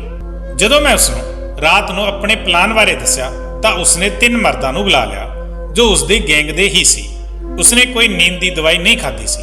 ਉਹ ਮੈਨੂੰ ਤੇ ਮੇਰੇ ਜੇਠ ਨੂੰ ਇੱਕ ਕਮਰੇ ਵਿੱਚ ਇਕੱਠਾ ਕਰਨਾ ਚਾਹੁੰਦੀ ਸੀ ਤੇ ਉਸਨੇ ਮੈਨੂੰ ਜਿੰਨੀਆਂ ਵੀ ਗੱਲਾਂ ਮੇਰੇ ਜੇਠ ਦੇ ਖਿਲਾਫ ਦੱਸੀਆਂ ਸੀ ਉਹ ਸਭ ਝੂਠ ਸੀ। ਤੇ ਰਾਤ ਨੂੰ ਉਸਨੇ ਮੇਰੇ ਜੇਠ ਨੂੰ ਕਿਹਾ ਕਿ ਤੁਹਾਡੇ ਭਰਾ ਦੀ ਪਤਨੀ ਮੈਨੂੰ ਆਪਣੀ ਜਗ੍ਹਾ ਤੇ ਸੁਲਾ ਕੇ ਰਾਤ ਨੂੰ ਕਿਸੇ ਨੂੰ ਮਿਲਣ ਜਾਂਦੀ ਹੈ। ਜੇ ਤੁਹਾਨੂੰ ਯਕੀਨ ਨਹੀਂ ਆਵੇ ਤਾਂ ਰਾਤ ਨੂੰ ਕਮਰੇ ਵਿੱਚ ਆ ਕੇ ਦੇਖ ਲੈਣਾ। ਇਸ ਲਈ ਮੇਰਾ ਜੇਠ ਰਾਤ ਨੂੰ ਕਮਰੇ ਵਿੱਚ ਆਇਆ ਤੇ ਬੈੱਡ ਦੇ ਕੋਲ ਜਾ ਕੇ ਇਹੀ ਦੇਖਣ ਜਾ ਰਿਹਾ ਸੀ ਕਿ ਬੈੱਡ ਤੇ ਕੌਣ ਸੋ ਰਿਹਾ ਹੈ। ਤੇ ਉਦੋਂ ਉਹਨਾਂ ਨੂੰ ਬੈੱਡ ਦੇ ਕੋਲ ਜਾਂਦੇ ਹੀ ਮੈਂ ਲਾਈਟ ਚਲਾ ਦਿੱਤੀ ਸੀ। ਮੈਨੂੰ ਕਮਰੇ ਵਿੱਚ ਦੇਖ ਕੇ ਉਹ ਵਾਪਸ ਜਾਣ ਲੱਗੇ ਤਾਂ ਕਮਰੇ ਵਿੱਚ 3 ਮਰਦ ਖੜੇ ਸੀ ਜਿਨ੍ਹਾਂ ਨੇ ਹੱਥ ਵਿੱਚ ਤੇਜ਼ ਧਾਰ ਚਾਕੂ ਸੀ। ਨੌਕਰਾਣੀ ਵੀ ਉੱਠ ਕੇ ਖੜੀ ਹੋ ਗਈ ਸੀ। ਇਹਨਾਂ 3 ਮਰਦਾਂ ਦੇ ਕਮਰੇ ਵਿੱਚ ਆਉਂਦੇ ਹੀ ਉਹਨਾਂ ਨੇ ਸਾਨੂੰ ਰੱਸੀਆਂ ਨਾਲ ਬੰਨ੍ਹਣਾ ਸ਼ੁਰੂ ਕਰ ਦਿੱਤਾ ਸੀ। ਉਹ ਸਾਡੇ ਘਰ ਤੋਂ ਸਾਡਾ ਸਮਾਨ ਚੋਰੀ ਕਰਕੇ ਲੈ ਜਾ ਰਹੇ ਸੀ। ਪਰ ਉਸ ਰਾਤ ਚੰਗਾ ਹੋਇਆ ਕਿ ਮੇਰੇ ਪਤੀ ਸਾਨੂੰ ਲੋਕਾਂ ਨੂੰ ਸਰਪ੍ਰਾਈਜ਼ ਦੇਣਾ ਚਾਹੁੰਦੇ ਸੀ ਤੇ ਉਸ ਰਾਤ ਉਹ ਘਰ ਵਿੱਚ ਵਾਪਸ ਆ ਗਏ ਸੀ। ਘਰ ਦਾ ਮੇਨ ਗੇਟ ਖੁੱਲ੍ਹਿਆ ਹੋਇਆ ਸੀ ਤਾਂ ਉਹ ਇਹ ਦੇਖ ਕੇ ਘਬਰਾ ਗਏ। ਜਦੋਂ ਅੰਦਰ ਆਏ ਤਾਂ ਉਹਨਾਂ ਨੇ ਮਰਦਾਂ ਦੀ ਆਵਾਜ਼ ਸੁਣੀ ਤਾਂ ਉਹ ਸਮਝ ਗਏ ਕਿ ਘਰ ਵਿੱਚ ਕੋਈ ਚੋਰ ਆ ਗਿਆ ਹੈ। ਉਹਨਾਂ ਨੇ ਮੇਰੇ ਜੇਠ ਦੇ ਕਮਰੇ ਵਿੱਚ ਜਾ ਕੇ ਪੁਲਿਸ ਨੂੰ ਫੋਨ ਕਰ ਦਿੱਤਾ ਸੀ। ਕੁਝ ਹੀ ਦੇਰ ਵਿੱਚ ਪੁਲਿਸ ਵੀ ਆ ਗਈ ਸੀ ਤੇ ਸਾਡੀ ਜਾਨ ਤੇ ਸਾਰਾ ਸਮਾਨ ਬਚ ਗਿਆ। ਪੁਲਿਸ ਨੇ ਨੌਕਰਾਣੀ ਤੇ ਉਸਦੇ 3 ਸਾਥੀਆਂ ਨੂੰ ਗ੍ਰਿਫਤਾਰ ਕਰ ਲਿਆ ਸੀ। ਪੁਲਿਸ ਨੇ ਦੱਸਿਆ ਕਿ ਇਹ ਇੱਕ ਗੈਂਗ ਹੈ ਜੋ ਕਿ ਪਿੰਡਾਂ ਵਿੱਚ ਲੋਕਾਂ ਨੂੰ ਬੇਵਕੂਫ ਬਣਾ ਕੇ ਚੋਰੀ ਕਰਦਾ ਹੈ ਤੇ ਬਹੁਤ ਸਮੇਂ ਤੋਂ ਪੁਲਿਸ ਇਹਨਾਂ ਲੋਕਾਂ ਨੂੰ ਫੜਨ ਦੀ ਕੋਸ਼ਿਸ਼ ਕਰ ਰਹੀ ਹੈ ਪਰ ਇਹ ਲੋਕ ਹੱਥ ਨਹੀਂ ਆ ਪਾ ਰਹੇ ਸੀ। ਅੱਜ ਇਹ ਲੋਕ ਹੱਥ ਆ ਗਏ ਹਨ ਤਾਂ ਹੁਣ ਪਿੰਡ ਵਿੱਚ ਚੋਰੀਆਂ ਹੋਣੀਆਂ ਘੱਟ ਹੋ ਜਾਣਗੀਆਂ। ਮੇਰੇ ਜੇਠ ਨੇ ਮੇਰੇ ਪਤੀ ਨੂੰ ਵਾਪਸ ਦੂਜੇ ਸ਼ਹਿਰ ਜਾਣ ਤੋਂ ਸਖਤੀ ਨਾਲ ਮਨਾ ਕਰ ਦਿੱਤਾ ਕਿ ਅਸੀਂ ਘੱਟ ਪੈਸਿਆਂ ਨਾਲ ਗੁਜ਼ਾਰਾ ਕਰ ਲਵਾਂਗੇ ਪਰ ਕਿਸੇ ਨੌਕਰ ਨੂੰ ਦਿਨ ਰਾਤ ਆਪਣੇ ਘਰ ਨਹੀਂ ਰੱਖਾਂਗੇ। ਕੁਝ ਨੌਕਰ ਘਰ ਦੇ ਭੇਤੀ ਹੁੰਦੇ ਹਨ। ਘਰ ਦੇ ਬਾਰੇ ਸਾਰੀ ਜਾਣਕਾਰੀ ਲੈਣ ਤੋਂ ਬਾਅਦ ਜਦੋਂ ਉਹਨਾਂ ਨੂੰ ਮੌਕਾ ਮਿਲਦਾ ਹੈ ਤਾਂ ਆਪਣਾ ਕੰਮ ਕਰਕੇ ਫਰਾਰ ਹੋ ਜਾਂਦੇ ਹਨ। ਮੇਰੇ ਵਿਆਹ ਨੂੰ ਹੁਣ 7 ਸਾਲ ਗੁਜ਼ਰ ਚੁੱਕੇ ਹਨ। ਮੇਰੇ ਕੋਲ 3 ਬੱਚੇ ਵੀ ਹਨ ਪਰ ਮੈਂ ਘਰ ਦੇ ਸਾਰੇ ਕੰਮ ਹੁਣ ਖੁਦ ਕਰਦੀ ਹਾਂ। ਮੇਰੇ ਪਤੀ ਨੇ ਵੀ ਸ਼ਹਿਰ ਵਾਲੀ ਨੌਕਰੀ ਛੱਡ ਦਿੱਤੀ ਹੈ। ਹੁਣ ਉਹ ਪਿੰਡ ਵਿੱਚ ਹੀ ਕੰਮ ਕਰਦੇ ਹਨ। ਜੇ ਮੇਰੇ ਪਤੀ ਘਰ ਵਿੱਚ ਨੌਕਰਾਨੀ ਰੱਖਣ ਨੂੰ ਕਹਿ ਵੀ ਦਿੰਦੇ ਹਨ ਤਾਂ ਮੈਂ ਸਾਫ਼ ਮਨਾ ਕਰ ਦਿੰਦੀ ਹਾਂ ਕਿਉਂਕਿ ਮੈਂ ਨਹੀਂ ਚਾਹੁੰਦੀ ਕਿ ਅਸੀਂ ਦੁਬਾਰਾ ਤੋਂ ਉਹੀ ਗਲਤੀ ਕਰੀਏ ਜੋ ਪਹਿਲਾਂ ਕਰ ਚੁੱਕੇ ਹਾਂ। ਕਦੇ-ਕਦੇ ਅਸੀਂ ਲੋਕਾਂ ਤੇ ਇੰਨਾ ਭਰੋਸਾ ਕਰ ਲੈਂਦੇ ਹਾਂ ਕਿ ਉਹ ਸਾਨੂੰ ਹੀ ਬੇਵਕੂਫ ਬਣਾ ਦਿੰਦੇ ਹਨ। ਮੈਂ ਆਪਣੀ ਨੌਕਰਾਨੀ ਦੀਆਂ ਗੱਲਾਂ ਵਿੱਚ ਆ ਕੇ ਆਪਣੇ ਜੇਠ ਤੇ ਸ਼ੱਕ ਕਰਨ ਲੱਗੀ ਸੀ। ਇਹੀ ਵਜ੍ਹਾ ਸੀ ਕਿ ਇਸ ਗੱਲ ਦਾ ਫਾਇਦਾ ਉਠਾ ਕੇ ਉਹ ਨੌਕਰਾਨੀ ਸਾਨੂੰ ਬੇਵਕੂਫ ਬਣਾ ਰਹੀ ਸੀ। ਕਿਸੇ ਵੀ ਇਨਸਾਨ ਤੇ ਸਾਨੂੰ ਇੰਨਾ ਜ਼ਿਆਦਾ ਭਰੋਸਾ ਨਹੀਂ ਕਰਨਾ ਚਾਹੀਦਾ। ਪਹਿਲਾਂ ਉਸ ਬਾਰੇ ਛਾਣਬੀਣ ਕਰ ਲੈਣੀ ਚਾਹੀਦੀ ਹੈ। ਹੁਣ ਮੈਂ ਆਪਣੇ ਪਤੀ ਨਾਲ ਬਹੁਤ ਖੁਸ਼ ਹਾਂ ਤੇ ਮੇਰੀ ਜ਼ਿੰਦਗੀ ਬਹੁਤ ਚੰਗੀ ਗੁਜ਼ਰ ਰਹੀ ਹੈ। ਉਸ ਹਾਦਸੇ ਤੋਂ ਬਾਅਦ ਮੈਂ ਆਪਣੇ ਜੇਠ ਤੋਂ ਮਾਫੀ ਮੰਗ ਲਈ ਸੀ ਕਿ ਮੈਂ ਨੌਕਰਾਣੀ ਦੀਆਂ ਗੱਲਾਂ ਵਿੱਚ ਆ ਕੇ ਤੁਹਾਡੇ ਤੇ ਜਿੰਨਾ ਵੀ ਸ਼ੱਕ ਕੀਤਾ, ਤੁਸੀਂ ਮੈਨੂੰ ਉਸ ਦੇ ਲਈ ਮਾਫ ਕਰ ਦਿਓ। ਉਹਨਾਂ ਨੇ ਮੇਰੇ ਸਿਰ ਤੇ ਹੱਥ ਰੱਖਿਆ ਤੇ ਕਹਿਣ ਲੱਗੇ, ਤੂੰ ਮੇਰੀ ਛੋਟੀ ਭੈਣ ਦੀ ਤਰ੍ਹਾਂ ਹੈ, ਮੈਂ ਤੈਨੂੰ ਕਦੇ ਅੱਖ ਉਠਾ ਕੇ ਵੀ ਨਹੀਂ ਦੇਖ ਸਕਦਾ। ਮੈਂ ਬਸ ਉਸ ਨੌਕਰਾਣੀ ਦੀ ਵਜ੍ਹਾ ਨਾਲ ਤੇਰੇ ਤੇ ਨਿਗਾਹ ਰੱਖਣ ਲੱਗਿਆ ਸੀ। ਮੇਰੇ ਪਤੀ ਨੇ ਆਪਣਾ ਕਾਰੋਬਾਰ ਪਿੰਡ ਵਿੱਚ ਹੀ ਕਰ ਲਿਆ ਸੀ ਤੇ ਪਿੰਡ ਦੇ ਬਹੁਤ ਸਾਰੇ ਲੋਕ ਤੇ ਮੇਰੇ ਜੇਠ ਵੀ ਉਹਨਾਂ ਦੇ ਨਾਲ ਕੰਮ ਕਰਦੇ ਹਨ। ਦੋਸਤੋ, ਜੇ ਤੁਸੀਂ ਵੀ ਆਪਣੇ ਨੇੜੇ ਤੇੜੇ ਇਹੋ ਜਿਹੀ ਕੋਈ ਘਟਨਾ ਸੁਣੀ ਜਾਂ ਦੇਖੀ ਹੋਵੇ